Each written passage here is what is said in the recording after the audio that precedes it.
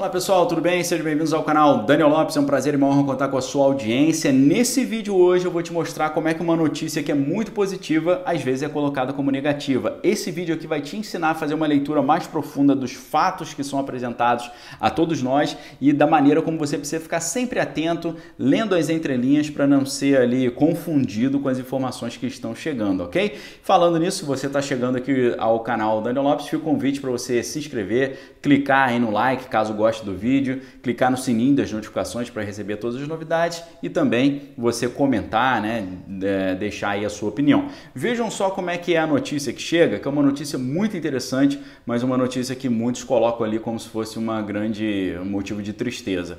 Matéria aqui do gov.br. Governo Central registra déficit primário de 9,9 bilhões em agosto. Então tá todo mundo falando assim, prejuízo das contas brasileiras foi de quase 10 bilhões só no mês de agosto. Só que aí você vai ler o subtítulo da matéria, agora do dia 28.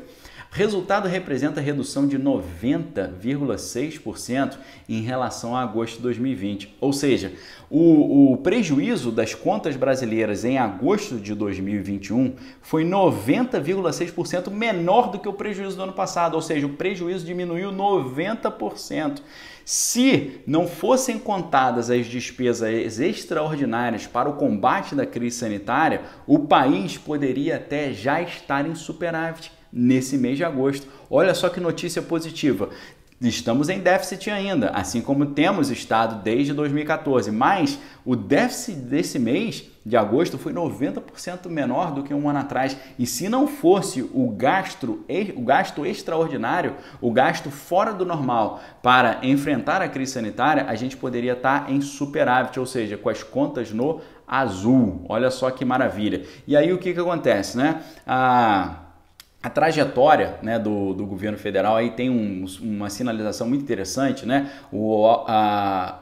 Uma informação muito legal também trazida pelo Luiz Carlos Mendonça de Barros, ex-diretor do Banco Central, confirma isso. Ele colocou nas suas redes sociais que o déficit primário menor do que o previsto nas contas do governo federal em agosto sinaliza uma trajetória melhor para as contas públicas no ano, diz aí o economista-chefe de uma importante casa de análise. O Tesouro Nacional, a Previdência Social e o Banco Central, eles tiveram déficit primário de 9,881 bilhões no mês de agosto, menor que a mediana da pesquisa das projeções que haviam sido feitas, que indicava ali um prejuízo de 15 bilhões, ou seja, a previsão era de ter 15,4 bilhões de prejuízo. O prejuízo foi de 9,8.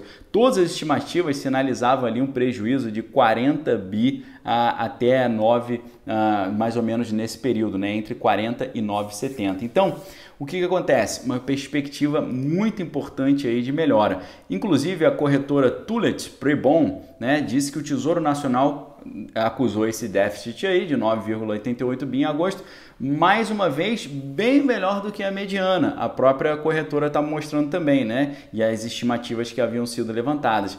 Então, tem dois grupos aí, né? Nós tivemos 70,3 bilhões em despesas relacionadas à crise sanitária e 19 bilhões pela antecipação remanescente da primeira parcela do 13º aposentados e pensionistas. Ou seja, se não fosse as despesas com a crise sanitária, que são excepcionais, e a antecipação do 13º, se não fosse isso, né, poderia já explicar aí, poderíamos já estar a ter uma situação de superávit. Olha que maravilha. E aí, o que acontece? A alta da demanda, né, a demanda crescendo muito, que é positivo, acaba influenciando ali a alta dos preços, mas é muito positivo, mas o aumento da demanda está fazendo com que unidades paralisadas na indústria estejam sendo reativadas. As siderúrgicas estão anunciando investimentos em modernização de processos e aumento da sua própria capacidade. Temos aí um cenário muito positivo também para essa reativação da indústria.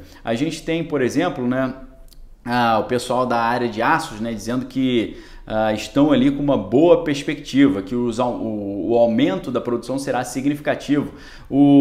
A ArcelorMittal retomou as obras de expansão da sua unidade em Vega, em São Francisco do Sul, investimento de 1,95 bilhão, uma terceira linha de galvanização e uma nova linha de recozimento contínuo vão permitir que eles elevem a sua produção em 1,6 milhão de toneladas de aço até 2023. A companhia também anunciou a retomada da sua aciaria em Barra Mansa, no Rio de Janeiro. Estava paralisada desde 2019 e em 2022 já inaugurou seu terceiro laminador na unidade de João Monlevade, lá em Minas Gerais, um investimento de 580 milhões de reais. A própria Gerdau reiniciou as atividades na sua usina em Araucária, no Paraná, que tem capacidade de produção anual de 420 mil toneladas de aço bruto e que estava parada desde 2014, tá certo? Olha só que notícia muito positiva essa retomada da siderurgia. Setor econômico também com uma retomada bem interessante, vendas do mercado imobiliário seguiam em alta em agosto, levantamento do Secov registra comercialização de 6,6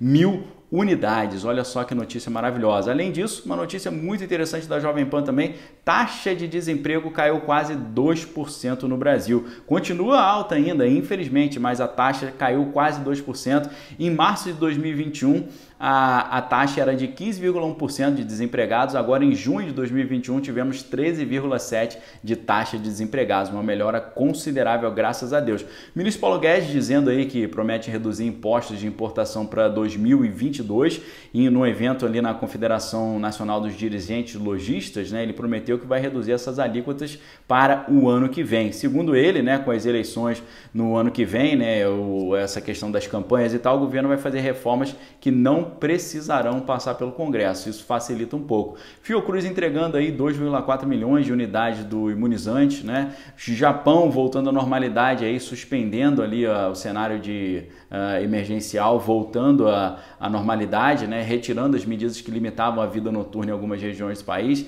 e não devem ser renovadas no final desse mês, segundo o primeiro-ministro, ok? Tivemos aí uma melhora no cenário aí da crise sanitária no Brasil, apenas 6 estados mais o Distrito Federal em alta no número de óbitos, enquanto em estabilidade tivemos 6 estados, incluindo Mato Grosso do Sul, São Paulo, Rio de Janeiro e Rio Grande do Sul, e 14 estados em queda ali, entre eles, né, Bahia, Minas Gerais, Goiás, Paraíba, Rondônia está com uma situação negativa, mas Roraima está bem positivo. Amazonas teve uma queda de 45%,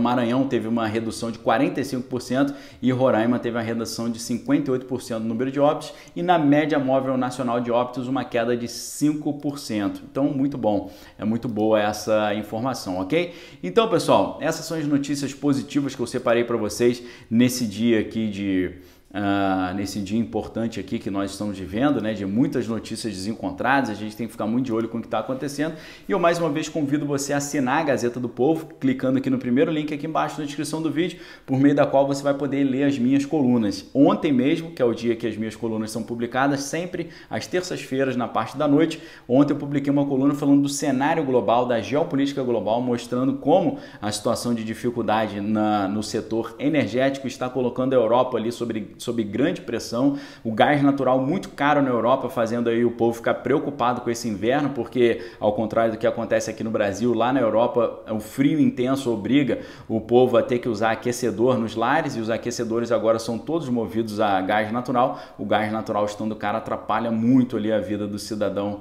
europeu. Então todo esse cenário aí, aliado também às dificuldades energéticas lá no Dragão Vermelho do Oriente, coloca o mundo aí de olho nisso que está acontecendo e é bom também para você ver que não é uma particularidade brasileira. A inflação na zona do euro já está atingindo ali 3%, né? Então não é só no Brasil que a gente vê essa tendência, né? Essa demanda renovada que veio depois das aberturas, né? Das retomadas aí do comércio, trouxe esse tipo de problema. Mas se Deus quiser, a partir do ano que vem a gente já vai ver uma normalização disso, ok? Pessoal, muito obrigado pela sua audiência. Fica o convite para você se inscrever no canal, caso ainda não seja inscrito. Se já é inscrito, inscrito, verifique se a sua inscrição está ativa.